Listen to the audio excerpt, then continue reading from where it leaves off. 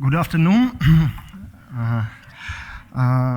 First of all, forgive me for my English, but I hope you will understand me, I will understand you, and my plan is to tell you a story, a fascinating story of the Melnikov House, which is an architecture masterpiece, and as Janice said, it is last 5 years, it's only young, it's only emerging museum. The house is old, it's more than 90 years old, but museum is young.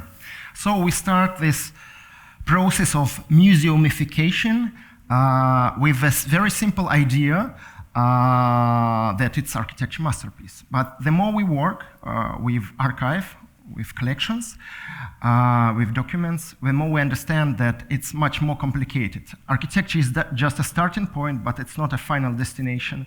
It's a house museum, it's a historic house. There is a story of the house, of architect, of his family, of our country, of our world in the 20th century. So I want to share with you today some observations and some of our discoveries.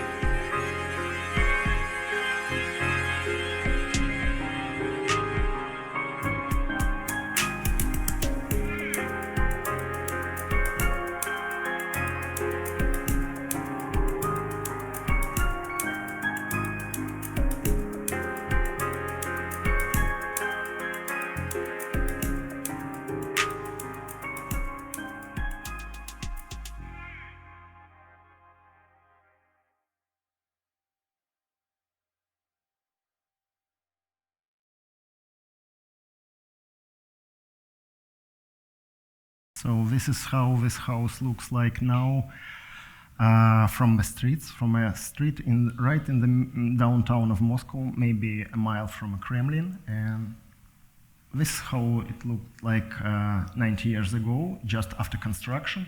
So probably from video you got the idea that it's now surrounded by a rather high new building. So it's like in a stone back, in a stone jungle. Urban landscape changed a lot for 90 years.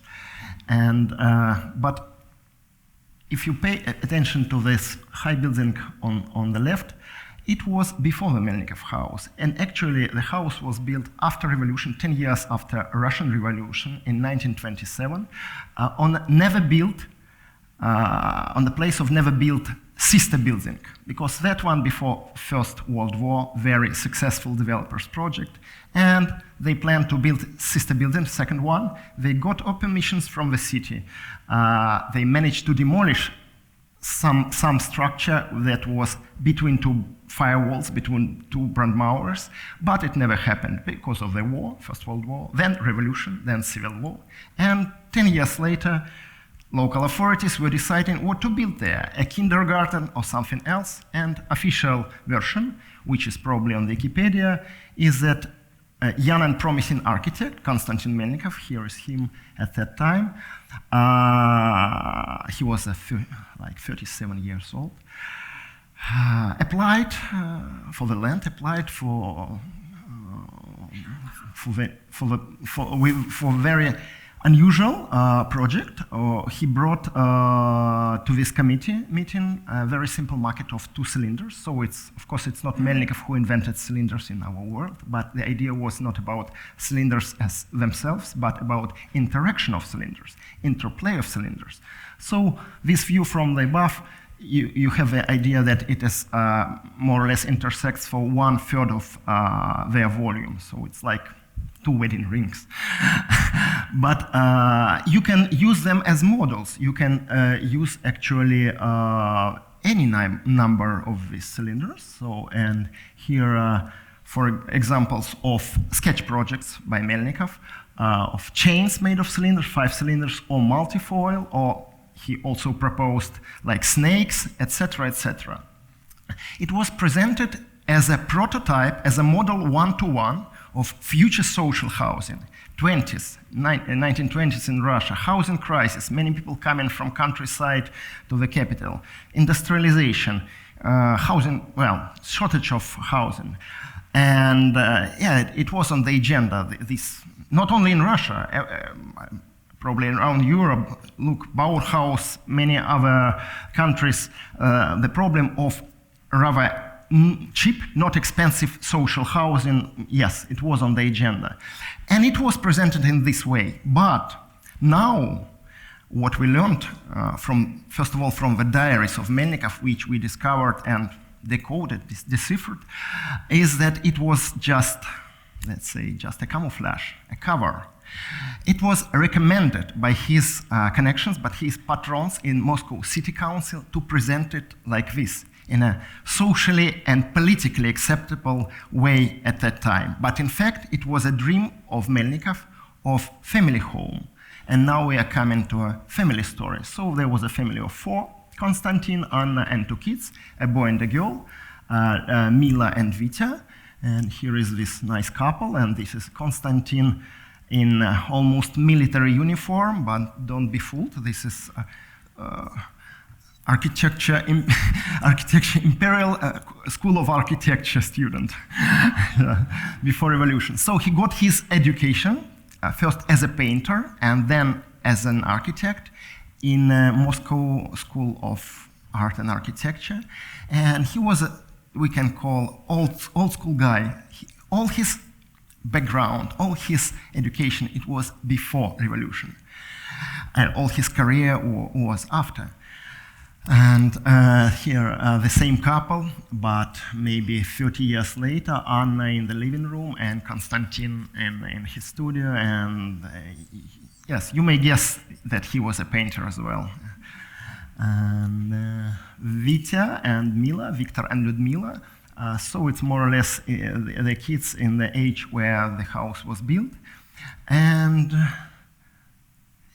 last, maybe the last picture of a family album of two families, family of Anna. So this nice lady is Anna, and very well rich citizens, relatively rich, and rather poor farmer family of Konstantin, this boy near the cow. So this boy has no chances in his life for a future, but he got to, let's say, to lucky ticket, to winning tickets. His talent to the drawing was noticed by a rich man, businessman, inventor, engineer. He was serving as a courier, delivering milk to the Moscow, from village to Moscow. And actually this guy, Vladimir Chaplin, he paid for his education. He became like a second father for Melnikov. And then second chance was after revolution, when social lift of revolution brought Melnikov to the top of architecture career. So why I'm so sure about his dream about family home? We discovered these drawings of early drawings, much earlier, so the house in 27, 29, so it's from early 20s, of prototypes of his dream about family home, first as, almost quadrant, orthogonal form, then more egg-type, egg-shape, and they are of, it's quadrant, but they're unusual, a sort of spiral here, you can see.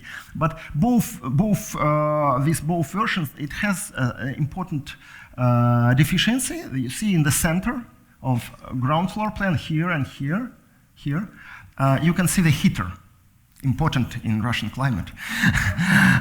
Not here, probably. But if it is right in the center of the ground floor, you became dependent on it. Life around the heater, it's not really it's not really free plan. And we will see how he overcame this situation in his plan for the house later. I should touch briefly two stories, which were a couple of years before the story with the house on Kryvo-Arbatsky. The first one is involvement of Melnikov in designing Paris pavilion, Soviet pavilion, exhibition pavilion for Universal Exposition in Paris, and it was a very low budget structure, almost a kiosk made of wood, glass, and it was done in really short period of time. So Melnikov learned here how to deal with simple materials and how to reach a lot in terms of architecture, in terms of spaces, using very simple and low budget building materials. And actually this pavilion was one of sensation of this exposition. Melnikov spent almost a year there. Here is him in this top hat, which is still meanwhile in the house. It was too bourgeois to wear it in Soviet Union, so it's in a perfect shape till now. And you can see him in the circle supervising assembling of pavilion by a team of French carpenters. So it was an important year for him. He became famous, as I said. He made good connections with other architects, with Corbusier, with Auguste Perret, with Rob Mallet-Stevens. But we think that the idea of this house came to his mind in Paris, of a house more than just a family home, more than just a house as a manifest, a house as a statement, a house as a message to the city, if you'd like. Because if you're an architect, starting with capital letter A, you have to build something like this. Another project, less known but maybe more politically important for survival of Melnikov, was his involvement in super secret project to keep forever the body of Lenin in Moscow. And, you know, we still have this strange ziggurat on the Red Square, keeping the body under the glass cover, under vitrine. Yeah? And it was not Melnikov who designed the building itself, but he was responsible for sarcophagus, for glass cover. And so it was 5 months' work under close eye of special security services. It was a commission without right for a mistake. And he did it brilliantly.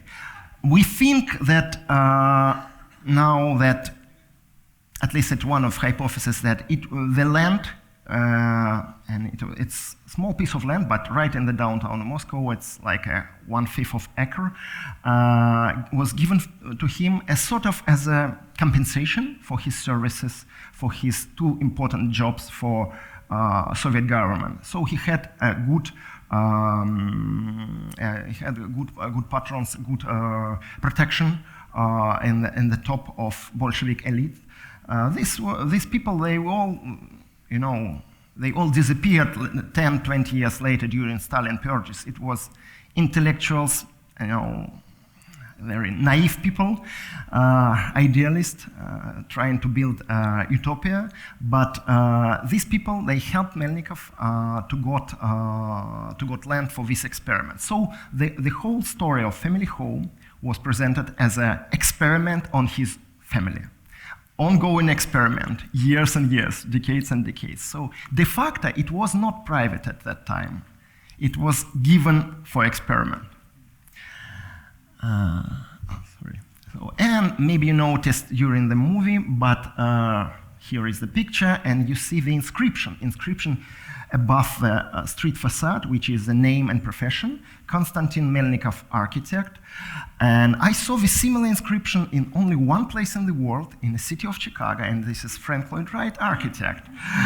And it's also house and studio. But for Wright, it was definitely because of business reasons, because there was a presentation room, he accepted clients there, etc. For Melnikov, his main client was Soviet state and Soviet trade unions under control of the state. So no need to promote for business in this way. It's definitely not a business reason. In his life, Melnikov was a very modest person. He was never arrogant, and so it's not a sign of arrogance or sort of supremacy. No way.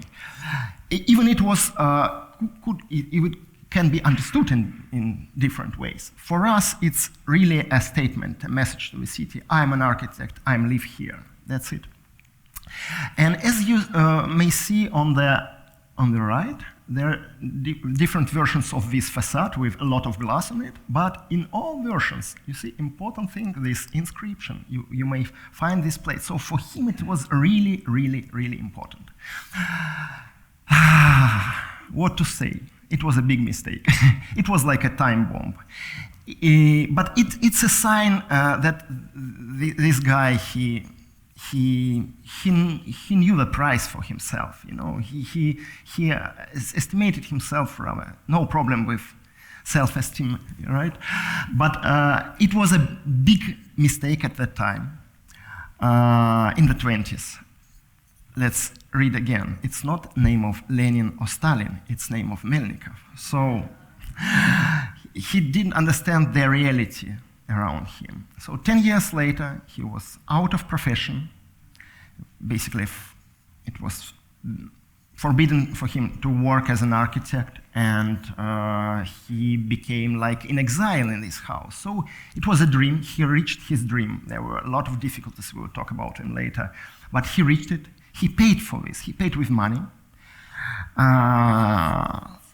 But also he paid with his career and with his life.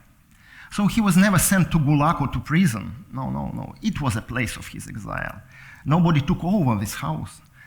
But then there were like 3 decades, from 38 till mid of 60s, of surviving. In the age of 48, he, from the top of 10 top of Soviet architects, he became 0, nothing. And it was really difficult time, years and decades. And again, this house became like a curse for him.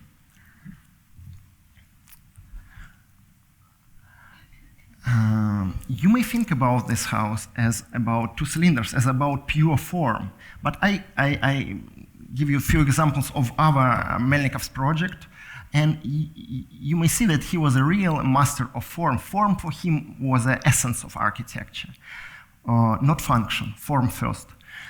Unlike, for example, his colleagues and, let's say, opponents, constructivists at the same period in Russia. So he worked with very interesting and unusual at that time for architects form, like triangle, you see triangle for office building, or cigar shape, or again triangle and fan shape, this flower type, flower tower, and this anthropomorphic plan for workers' club, to kinetic architecture building for newspaper office with rotating floors, manually rotating, and his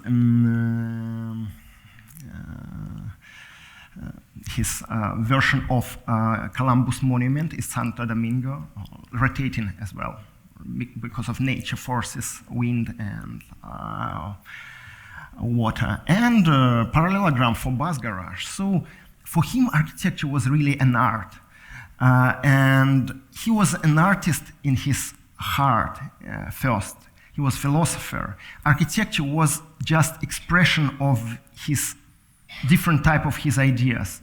Philosophical, artistic, yes. So it is, we think about him not as an architect in a narrow sense, about much broader story. But you can imagine these two towers of two cylinders anywhere as a form, in the desert, here, on the coast, in the forest. So it's a pure generic form. But on the other side, he had a very strict task to put it, particular task to put it in a particular plot of land, which is rather deep from the street, narrow, in between other buildings. So he was trying to move. These cylinders from the street to find a proper optimal location in terms of light, in terms of sunlight, but also in terms of views. Views for him were very important. What was Moscow at that time? Moscow was a big city, but big provincial city. It became capital only recently, because before 200 years before that, it was St. Petersburg. After Peter the Great, it was really a capital of Russia. And only recently, Bolsheviks moved it to Moscow. So, but it was still big provincial city with main urban dominance, churches. It was a city of churches. And for this house, important thing is that it had three, this is the back facade with famous hexagon at that time, and from this tower, you have view to basically to three churches to the north, which is here. This church is still there, meanwhile near the residence of US ambassador. And Savior-on-Sands, famous Russian church. This church to the west, it was demolished a few years later by Stalin. And last but not least, to the east, this bell tower is in the Kremlin. So it was a view to the Kremlin, not to the walls, but to the bell tower. So three nice views, three important views for Melnikov. As I told you, he was an old school guy, and he was a real believer. His sincere faith, sincere belief, this is a thing which helped him to survive, spiritually to survive, to keep his individuality during these hard decades of his life. That's what he knew from his diaries. And so these three views were more than just urban dominance, more than just nice views. It's something inspiring for him. And if you compare it with nowadays situation, and that's our analysis we done, with these dark blue buildings, and these dark blue buildings, and it's all blocked now. All views disappeared. So it's a very big issue for future nomination for inscription to UNESCO World Heritage List, because basically we have conservation project for the house, for the garden, but views, this is something you cannot, something really important for Melnikov, but really lost, and it's almost impossible to believe that we bring it back. So when you come into the ground floor, well, 5 years ago I was first time there. I saw thousands of pictures before I studied the house, years and years by books, but believe me, it was one of the biggest disappointments in my life, because when you enter there, looking outside at this minimalist form, you intuitively expect inside something Bauhaus type, minimalist, modernist, anyway. But what you see is very traditional, mostly pre-revolutionary furniture, petit bourgeois, yes. And yeah, this is a part of a story, a part of the truth. One of the lack of Melnikov there in the previous epoch. Another lack probably never fit in 21st century. So he was a man of contradiction, and this house, a house of controversies. And on the important place in the house, in the corner, you can see a keyboard and a case for icons, icons, religious icons for from his wedding ceremony in the church, and so it was really, really important. You can say what's about it, but believe me, in the 20s, to put on a visible place in your house, to put icons were a big gesture, big step. At that time, basically it was atheist state, fighting with the church, demolishing churches, so Melnikov was always open, always sincere. And it's strange that he got commissions for these important, politically important commissions from the government, but at the same time, this. So in his heart, in his soul, he was never Soviet person. He was never also anti-Soviet, no dissident, never. But he was absolutely non-Soviet. And this house for us, like a symbol of, if you'd like, silent resistance to the regime. He was living there, he was keeping privacy, keeping individuality. It is in the heart of Moscow, in the center of capital of communist country, but the life there is different. It's like a microcosm. It's like a small world created by Melnikov and supported by him during decades, him and his son Victor. And Melnikov used a metaphor in his diaries, metaphor of a mysterious island by Jules Verne, L'île mystérieuse, just a few meters till next buildings. But they are there and we are here. It's like an island of individuality, of a privacy. And I should should name a title of important book on Melnikov, maybe the best book, the first book on Melnikov, and the best book, written not by Russian, by American, by Fred Starr. It was done in the 70s and it was printed in Princeton. Now it's rarity. You may find it on Amazon. I really recommend if the story touched you. So the title of the book, Konstantin Melnikov, a solo architect in a mass society. It's exactly to the point. He was always a solo. He was always not like others. So, about controversies. We talked about, don't worry, it's the only slide with the words. The rest is pictures. So, we talked about religion and some traditional interior objects, but I should say that generally the building material used, and this is about bricks, stucco, about wood, and building technique, building culture, it's very traditional. It's like other buildings of 19th century. It's nothing avant-garde about it. And it is really low tech. No mechanisms, no automatic systems, etc. Even this house was with all comfort of, let's say, civilization from very beginning, from electricity, sewage, and supply of gas, etc., etc. But at the same time, So it's, in many senses, it's very traditional house, and when we learned this, we were a little bit shy, a little bit disappointed. So it's not a real avant-garde.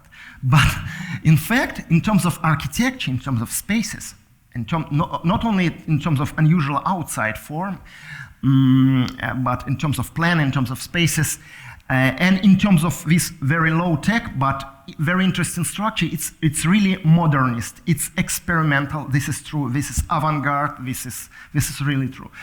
I will not talk a lot about color scheme. We are only doing research on this, but you may notice in the movie that he had a lot of experiment with colors. He was a colorist. He was a painter, right? For colors for him are important. Functionality, as I mentioned, form was priority of Melnikov, but functionality, in many senses, it's also interesting story. And last but not least, this house has potential for changes, which I think it's very important for in the long term. I will give you one example of this. So about low-tech things, I give you two stories. This guy from MoMA, our guest, he is trying to experiment with very low-tech communication system, which is acoustic string phone. You can see two holes in the wall on the ground floor, and there are two lines, two frets, one going to the top, you see this pipe, the rest of it, in the studio, so you can talk to the third level in this house, and the second line is going, this is the excavations made during our Getty-sponsored survey of the structures and networks. So this pipe from the house to the gate, semicircular gate on the street, this is another line to communicate, a sort of intercom, but very simple intercom. So it's just a pipe, like on the ships at that time. So no mechanism, no electricity there, but you can talk, and we are always offering to our visitors to play with this. It's really, well, in our life we all depend on smartphones, on electricity, but this will work anyway, yeah? In any situation. But another example, maybe more interesting, is a system of heating in this house, which is, again, it probably invented in the ancient Rome, but used here in a very smart and interesting way. So you can see two pylons on the street facade, right? They are making like a picture for this frame for the glass picture of facade, but in fact these are columns of recirculation. So how it works? You see the grill on two grills here and here on the right, on the left. In the winter season, cold air goes from the street, as it's called, physics. It goes down to the basement. In the basement there is a special heater, calorifier, designed originally by Melnikov, so it's here. There, the air is prepared, is heated, and through the system of air ducts, vertical, horizontal, there are a few of them, again, it's physics, convection, it goes up to the first level, second, third level, to the studio. Basically, there is the effect of tower, so hot air goes up, then it's getting a little bit cooler and coming back through the main staircase, which serves like a back channel for this air. But also on the back of these pylons, in the rooms, there are grills. So it goes there for the second circle, then to the heater, third circle, fourth circle. So my point is it's rather energy-saving house. Results of last year's survey is more or less 20 to 80. What I mean, it's always 20% of fresh air coming in and 80% of this recirculated air. It's rather interesting and rather well-functioning system, and I should say self-sustainable. So you don't need to intervene a lot, and this is very organic system. This house reminds, during the heating season, it reminds a living creature. It breathes, it inhales, exhales. It's really, you feel these flows of air inside. It is an old house, but there are no bad smells. It's really well ventilated. So this system actually is a combination of heating and ventilation, the same channels, right? So these are two examples about low-tech side of this house, and this is the street model we have in the garden, and you can see that there are rather low, the composition of a house, it's rather hierarchical, rather low ground floor, very much divided to small spaces. This is where, let's say, everyday life is going on.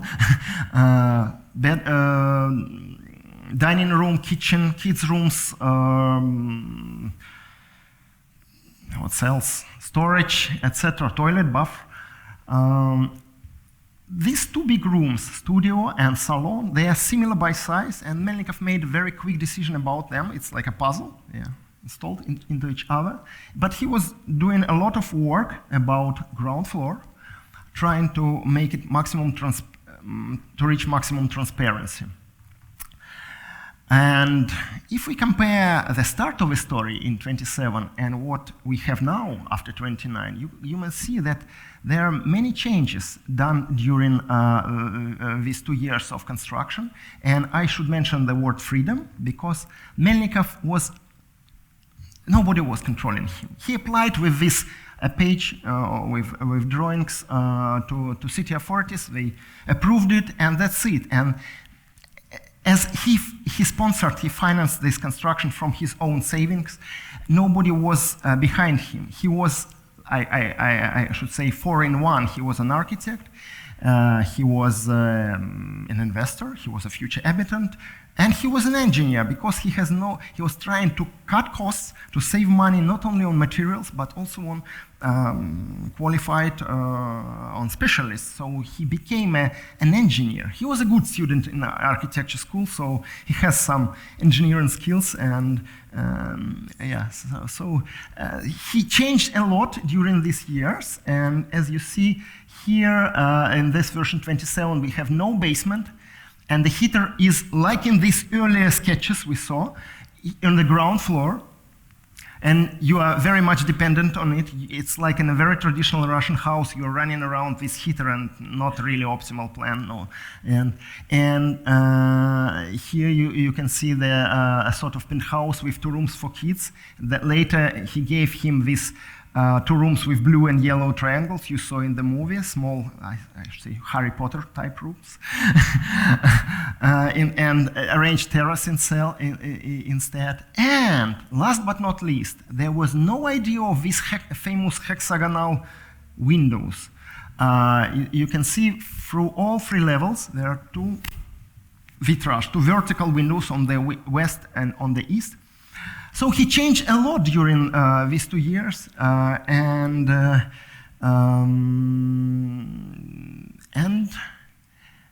another word, important word, is improvisation, because he was doing it on site. So this is a picture, maybe a month later after they start work to dig, to excavate rings for foundations. So you can see these workers, Konstantin and his son Victor, in the middle of this ring. And you can see the heap of bricks they found. So Melnikov have no idea that underground structures from that previous building, demolished by developers before First World War, still there. So he was really happy when they found out these bricks. Then they found out actually underground structures. So he immediately installed them into his project. He managed to hide the heater, because at the beginning he has no money to dig, to excavate, to build underground floor.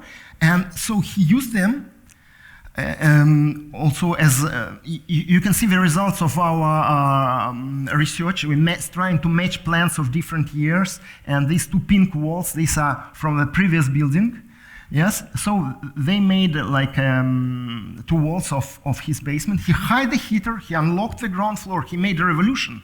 He really received the freedom. And it's just an example, but he did a lot, deepness of the foundations, different issues. So he was changing project. Well, it was like playing piano. You know, it was like a jazz in a sense. This is one of the versions of Melnikov House plan, which is, and compare with what Frank Lloyd Wright done 20 years later for one of his Usonian houses, which is obvious idea to use circular form not only outside but also inside.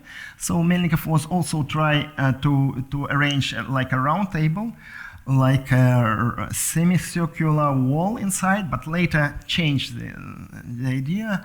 So this is just one of many versions of a ground floor plan he was trying to test.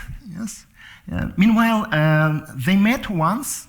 I mean, Wright and Melnikov in 1933 in Triennale di Milano, where there was an exhibition of 12 maestros, 12 key architects of the time, and Wright, Corbusier, Gropius, Adolf Loos, many others, and the one from Soviet Union, Melnikov. But they met, but not in person. So last minute, Soviet authorities didn't allow Melnikov to go in person. So there was only exposition there, and the house was presented there. So I'm completely sure that Mr. Wright saw it. So this is the reference to the sources we used. That's very strange. Tirov calendar. Melnikov used it as not as a diary, but used it for daily records. It's very important. You can track the process of construction and all other things. And from there we learned that economic issue, financial issue was really important one. So at that time, from previous commission, Melnikov has in his pocket like 10,000 rubles, and with initial budget estimate almost 2 times more. So, well, no wonder that sooner or later he was run out of money. Construction site was frozen, literally frozen, I mean, because it was winter. And I think Muscovites, inhabitants of Moscow, locals, they were wondering what is going on here, because it was really unusual. Yes, but then he has no access to a credit, to cheap credit. So 2 years trying to work with authorities to access money. Eventually he managed, and eventually we got the house. So basically the house is a dream about family home, a talent of architect and lack of money. So if you mix these 3 components, you receive this unusual structure. So this is the same comparison, but section of 2 versions with vertical window. Yes, with no basement. Here is a basement, and here is penthouse for kids and no penthouse. So this is the same idea. With these hexagons, idea of them, of this hexagonal aperture, was from very beginning in his mind, but it was not idea of windows. Remember, it had to be a white tower with 2 vertical stripes on both sides. It was just idea to save money, to save bricks. So this is calculations of Melnikov. This is proportion that instead of 100 bricks, you use 57.5, so almost 2 times less, reaching the same structural effect, the same effect of stability, because weight is leaking around 1 aperture, 2 apertures, 3 apertures, and this round shape, it allows to distribute weight very equally. So he saved, I guess, more or less 10% of his budget estimate with this trick. So for him, it was purely economic idea behind it, purely idea of to cut costs. And well, look at the facade and look at this structure during works. And this is this image, a thermal image done during winter. You may see, I don't know, you may see these invisible apertures locked. So not all of them used as a windows. More or less a half used as a windows, others are locked, and the color is different. So this scale on the right, the more green and more blue, that means better it keeps heat. So this, pardon? This red, this means glass, and most leakages of heat are here. And actually that means that these locked apertures, they keep heat better than bricks around it. Why so? Because very simple. We checked, well, not we, our specialist checked what is inside, and it's very sandy material. It's like an sand glass. It's very material, yes, with a lot of air in between particles. And air is the best insulator. So basically it's a mix of sand, clay, some rubbish from construction site. So these materials costs almost zero comparing with bricks. And it serves very good as insulator. So this was the idea behind it. We don't know exactly at what moment the idea about hexagonal windows came to his mind, but for us now, and for many of our visitors, and I hope for you, it's a very, let's say, very catchy image. Even if you don't like this facade, but believe me, you saw it, you never forget it. It's already in your mind. It's imprinted. It's what Melnikov were dreaming about influence of architecture on psychology, imprinting of architecture images in our minds. So this was one of his ideas. So this is already in November 27. Idea of these hexagonal windows came to his mind, and this is what is in between floors. Intermediate floors are these simple wooden membranes with, well, it's 1 inch thickness, 8 inch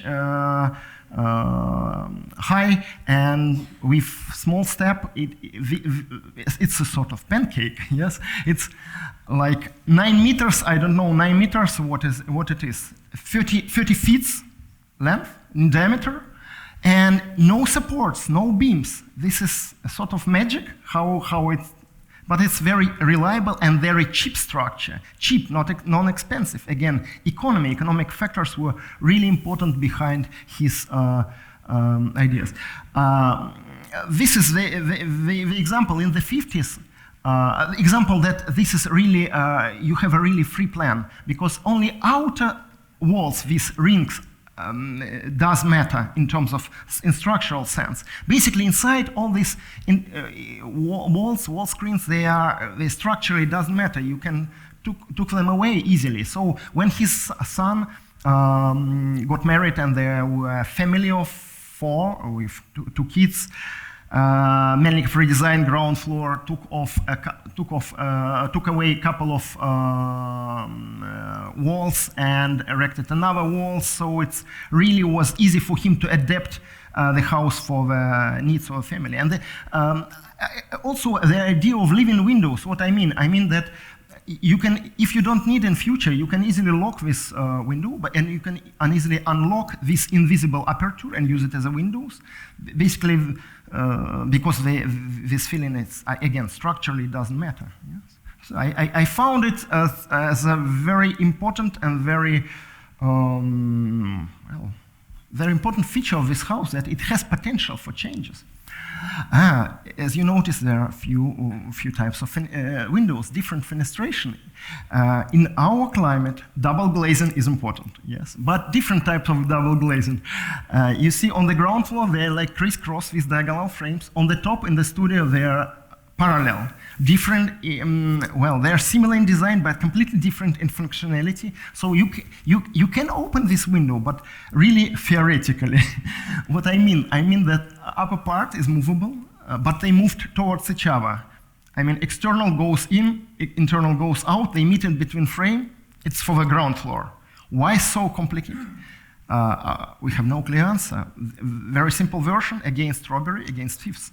So it's much easier just to break this window rather than to open it. So On the top, in the studio, both frames goes in. So you take one, you take second one. Very easy, very handy, and no problem with this.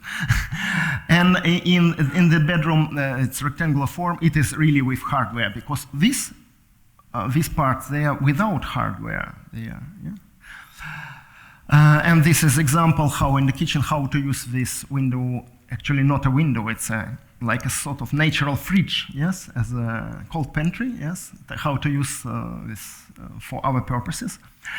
Different idea of light in different spaces. So in the living room and salon, it's obviously giant window, large window.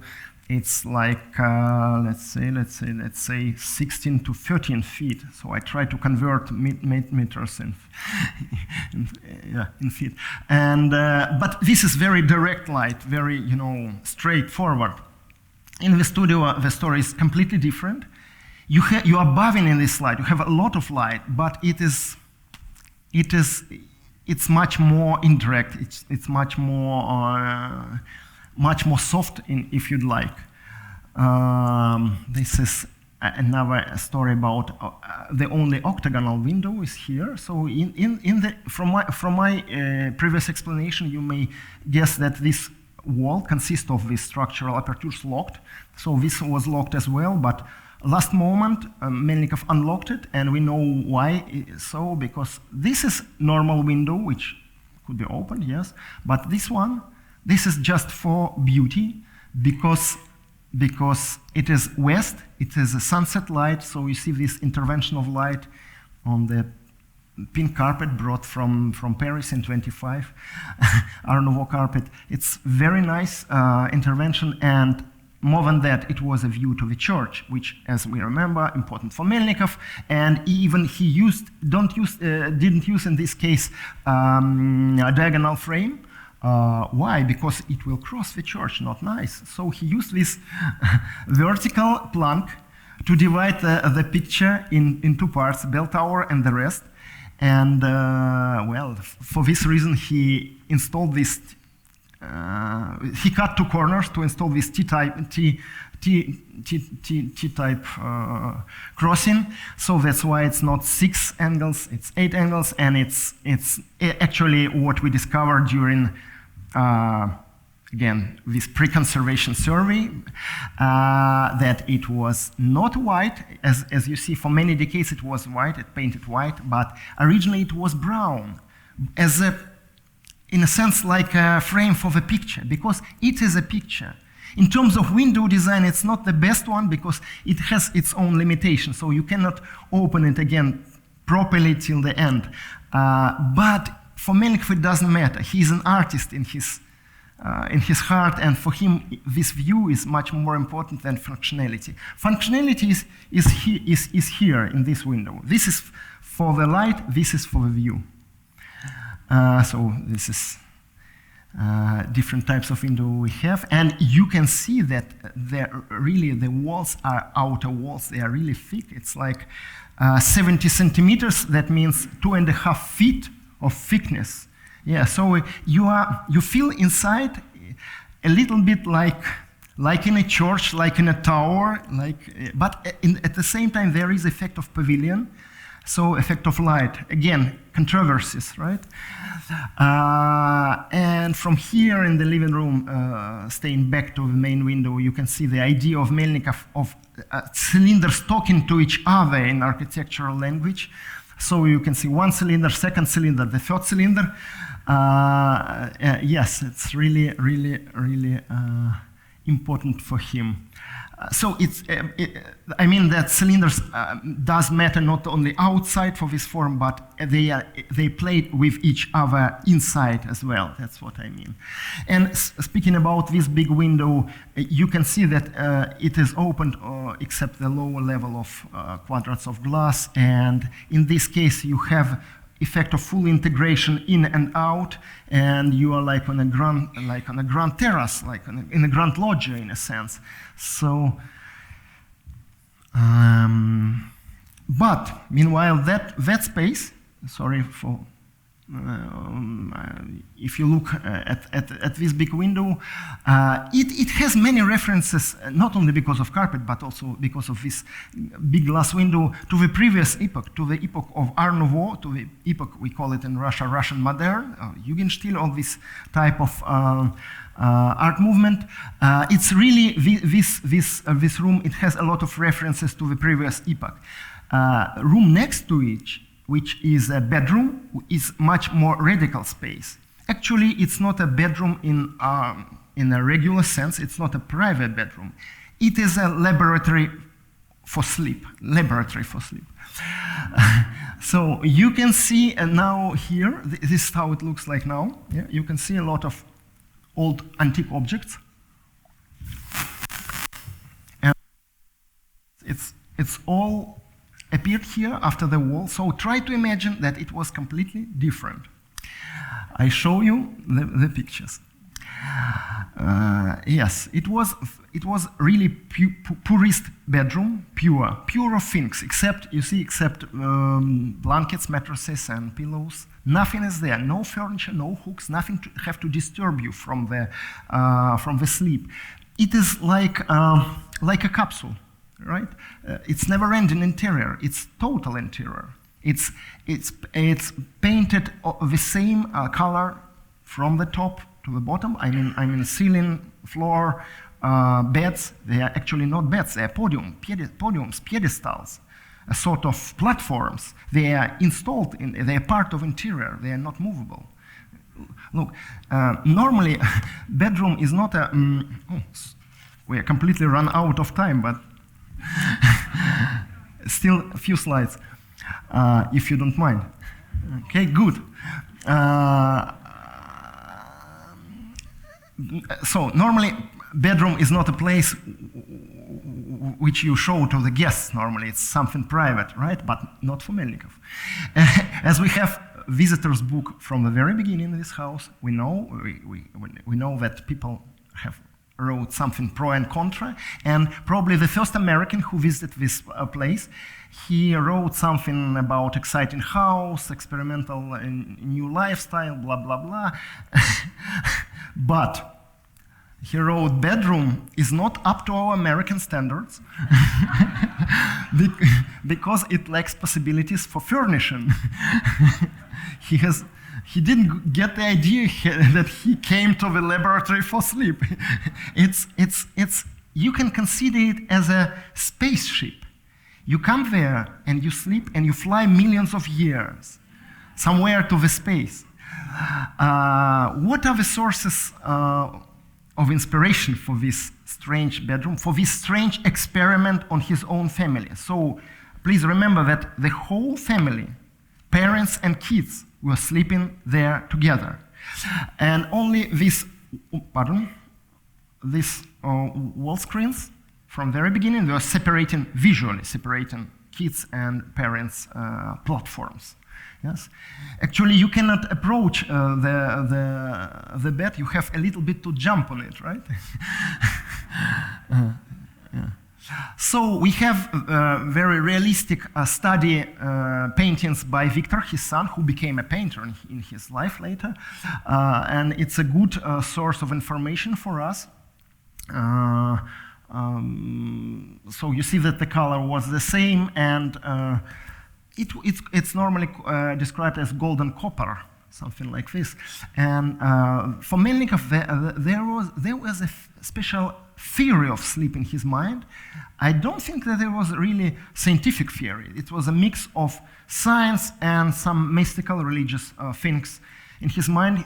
Briefly speaking, he was thinking about sleep as a real important source for rebirth. So every day we are getting tired, every day we are getting older. Every night we are not only restoring our forces, but we are getting younger. It's a process of rejuvenation, right? Correct word? During night. So sleep is really, really important in our life. So there was a Russian religious mystic and philosopher, Nicholas Fedorov. And Melnikov was one of these Fedorovians, followers of Fedorov. I mentioned spaceship, not. It's important to mention space and spaceship because another Konstantin Tsiolkovsky, a grandfather of Russian space program, was also Fedorovian. So there was something about space, something about, flying somewhere and living forever. Because at that time, among elite, among Bolshevik elite as well, the ideas of immortality were in the air. So people were really thinking that science and technical progress are really getting us closer to the eternal life, to the immortality. So this is a mix of these two types of ideas and a very strange experiment on the family. I should say that this house was damaged seriously during Second World War. There were many bombings of Moscow, and one of the first one in July 41. So Nazi invaded in June 41. In July 41, a theater not far from Melnikov House, maybe 200 meters, were destroyed by bomb, and shockwave from the bomb demolished the windows on the north facade. These windows. So this house was not heated during several winters of the war. As you understand, the system of heating I was trying to describe, it's organic. So you cannot heat one arm or one leg, you heat the whole body, yes? And in this situation, it was impossible to use it, well, because of the war. Yeah. So Melnikov designed here and there local calorifiers, and so this interior was damaged, and after the war, nothing came back, so the war was like a borderline. After that, his kids grew up, got married, and etc. And the bedroom became what you saw. It became a private room of his wife Anna, according to her taste, with objects, etc., etc. But still, for us, it's a big mystery. It's a big mystery not only about structures and feelings, but also about colors. Because what you see, it's now on the surface, it's not really successful attempt of conservators in the 90s to partially to reproduce the colors. And as you may see, there is nothing on the floor. So we are wondering what was on the floor, because the same color, but not necessarily the same material. So, and we are on the top of the house in the studio. So it's ground floor, kids, wife, somewhere Soviet authorities, right? Second level, laboratory for sleep, and well, salon, yes. And top of the top in this house is studio. So idea of supremacy of architect over the world, right? And here you can see the balcony, a sort of mezzanine, internal balcony, which is top of the top, right? And small do-it-yourself table made by Melnikov, maybe next year after they moved in. So it was his preferred place, favorite place. He was sitting there using small sketchbooks for wording, for sketching, enjoying view to the church, really to be inspired. Down there were big tables for drawings, right? But this was really inspirational place for him. And yes, we know from his sketchbook view of the church, probably through these windows, what we lost now. What is fantastic about it? You have no problem with direct light. You're above in this light. You have basically 360 degrees of light during the whole day. Even in the shadow day, in day without sun, it's okay. It's really enough light there to work there. This house has rather difficult history after the war. So the family was living there, but rather poor family, yes, as Melnikov was out of profession. After his death in the 70s, and a couple of years later, his wife Anna passed away. Victor continued to live there, his son. He became like a keeper of this house. He continued to work as a painter of in this house, and we are following actually to his testament to establish a museum. So it was in a really bad situation in the 70s. You see the losses of plaster layers, etc.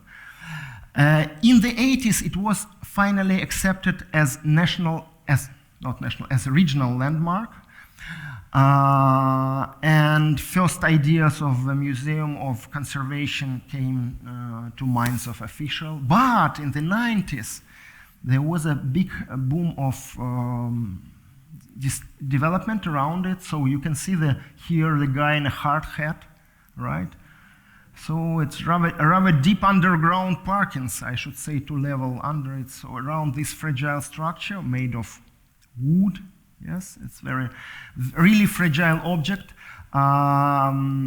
It was under threat, definitely under threat. Fortunately, well, it survived. It is, as results of last year's survey showed, outer structure and underground parts, they are in a good condition, in sound condition. There are many issues about these wooden membranes, about plaster layers, and about colors. But it's all a matter of future conservation project, and we are successfully past first stage, thanks to Getty and many other sponsors, and we are looking to the future with optimism. Well, what should I say? I should say that the garden is also important, and we are trying to reconstruct it according to the photographs. So you can see the Ipamea behind, Morning Glory behind of Melnikov. We are trying to reconstruct the vegetable garden, which was at the backyard. And important sources are also paintings from there. So it's like open part of a museum. So it's not easy to only advanced reservation to visit the house, but you can visit the garden and to be really close to it free and every day. So I really invite you to experience this place, this site. It's really magical and mysterious. It's really full of energy, full of memories, and well, I hope we will save it, and sooner or later it will be in a UNESCO World Heritage List, and it will be saved for humanity. Thank you.